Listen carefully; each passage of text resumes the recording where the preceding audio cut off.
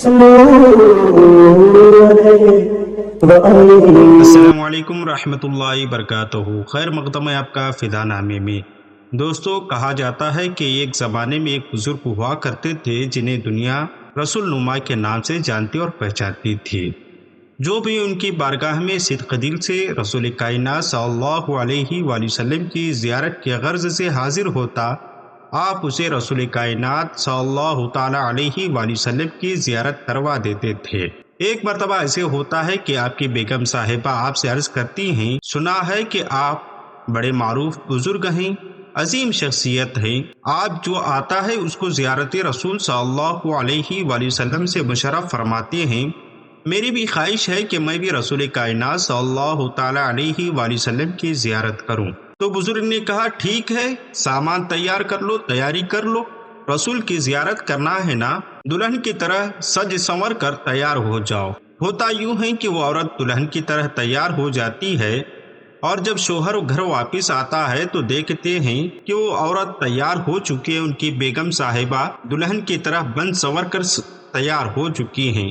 تو اتنے میں وہ بزرگ جاتے ہیں اور اپنے سالے کو بلا لاتے ہیں اور کہتے ہیں کہ دیکھو تمہاری بہن کو اس عمر میں کیا خبط سوار ہو چکا ہے، وہ دلہن کی طرح سج سنور کر بیٹھی ہوئی ہے۔ ان کی بیگم صاحبہ اپنے شوہر سے سخت خفا ہوتی ہیں اور کہتی ہیں کہ اگر آپ کو مذاق کرنا ہی چاہیے تھا تو کسی اور چیز پر کرتے، آپ نے تو مجھے رسول کائنات صلی اللہ علیہ وآلہ وسلم کی دیدار کے نام پر مذاق کیا ہے اور آپ نے میرا دل توڑ دیا ہے۔ اور یہی کہتی ہے، روتے روتے سو جاتی ہے اور خواب میں نبی رحمت صلی اللہ علیہ وآلہ وسلم کی زیارت ہو جاتی ہے۔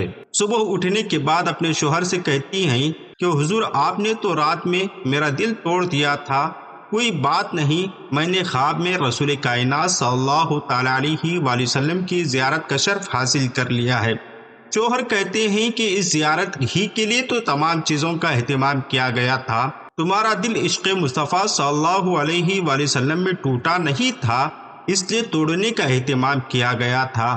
تو دوستو، اس واقعے سے پتہ چلتا ہے کہ بزرگان دین سلف صالحین عشق مصطفیٰ میں اپنے دل کے ٹکڑے کر لیا کرتے تھے۔ اسی لیے تو کسی نے کہا تھا کہ دل کے آئینے میں ہے تصویر یار، جب ذرا نظر جھکا لی تو دیکھ لی۔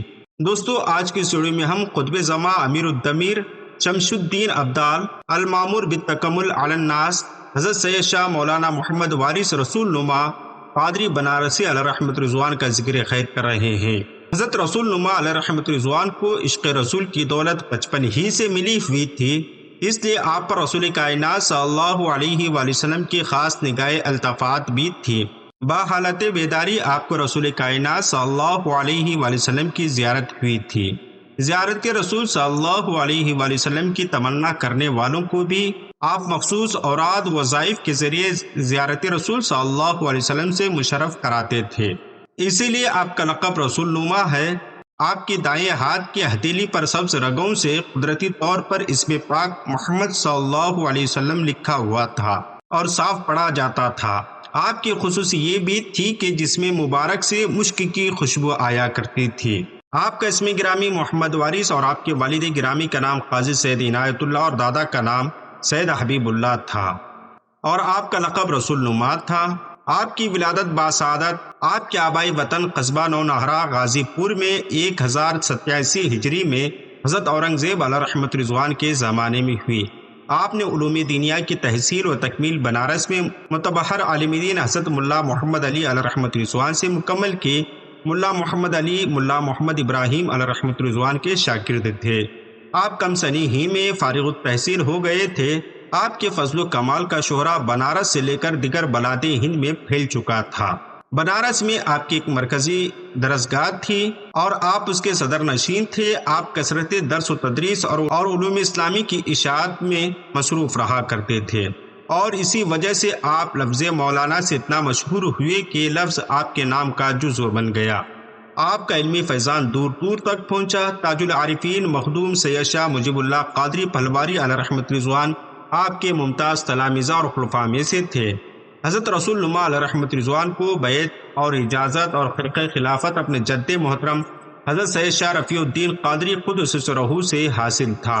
حضرت رسول اللہ علیہ رحمت رضوان کا وصال 11 ربیع الآخر 1167 ہجری کو ہوا اور آپ کا مزار پرانوار بنارس کے محلہ کولا بازار میں واقع مولی جی کے باڑے میں ہے، جو آپ ہی کے نام سے منسوب ہے۔ ہماری دعا ہے کہ رب قدیر آپ کی قبر انور میں رحمت انوار کی بارشیں نازل فرمائے اور آپ کے توسل سے ہماری گناہوں کو معاف فرمائے۔ ملتے ہیں اگلی ویڈیو میں، تب تک آپ اپنا اور اپنے پیاروں کا خاص خیال رکھیں۔ السلام علیکم۔